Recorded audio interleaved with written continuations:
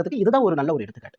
ஆதியில அவர் பேசும்போது எல்லாரும் அரைச்ச அதே திராவிடம், அதே பெரியார், அதே அண்ணான்னு தான் ஆரம்பிச்சார். காலம் கடந்த பிறகு அவங்களையும் வேற மாநிலத்துக்காரங்கன்னு சொல்லி தள்ளி விட்டுட்டு, அதற்கு பிறகு தமிழ் தேசியத்தை உருவாக்கி, தமிழ் தேசியத்தை பத்தி பரப்பி வரும் நிலையில இவங்கெல்லாம் வந்துட்டு பகையாளி ஆயிட்டாங்க. ஆனா நீங்க பேசுனது எல்லாம் அழியாம இன்னும் ரெக்கார்டா இருக்கு. சீமான் வந்துட்டு முன்னுக்கு பின் முரணா பேசுகிறார். காலத்துக்கு ஏத்த மாதிரி மாறி மாறி பேசுகிறார். இது அழகல்ல. இது அழகல்ல. இது அண்ணனுக்கு அழகல்ல. சீமானுடைய வார்த்தைகள், சீமானுடைய கதைகள், சீமானினுடைய விஷயங்கள் எல்லாம் இன்னைக்கு கட்டுக்கதைகளாக்கப்படுகிறது. அதற்கு காரணம் நீங்க தான். ஒரு காலகட்டத்துல அன்னைக்கு வெயிலையும் மழையிலையும் கொடி பிடிச்சி கருப்பு ட்ரெஸ் போட்டுக்கிட்டு கத்துன்னு கத்துனீங்களே, அதெல்லாம் மறந்து போச்சா? நாட்கள்ல அதெல்லாம் அழிஞ்சு போச்சா? அழியல. இன்னும் அப்படியே ரெக்கார்டா தான் இருக்கு. அதெல்லாம் இருக்கும்போதே நீங்க இப்படி பண்றீங்களே, இன்னொரு 25, 30 வருஷத்துக்கு பிறகு உங்களுடைய அரசியலுடைய அனுபவத்தை வச்சு நீங்க அதெல்லாம் அழிச்சிடலாம். அதற்கு பிறகு மக்கள் அனைவருக்கும் இது மறந்துடும். ஆனா இதை நாங்களாம் ஞாபகப்படுத்தணும் இல்லையா? அதுக்காகத்தான் வந்திருக்கும். சோ பெரியார் அப்படின்னா அவர் கேட்டாராம், சமூக நீதிக்காக பெரியார் என்ன செஞ்சார்? அடப்பாவி, விடிய விடிய உட்கார்ந்து விளக்கி பிடிச்சி நீ தானே வந்து பேசிக்கிட்டு கிடந்த.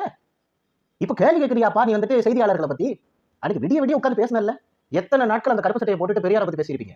இப்போ நீங்க எங்களை பத்தி கேள்வி கேட்கறீங்க. அவர் என்ன சமூகத்திற்காக பண்ணாருன்னு? சத்தியமா சொல்றேன், அவர் கடவுள்களை வன்மையாக எதிர்த்தார்.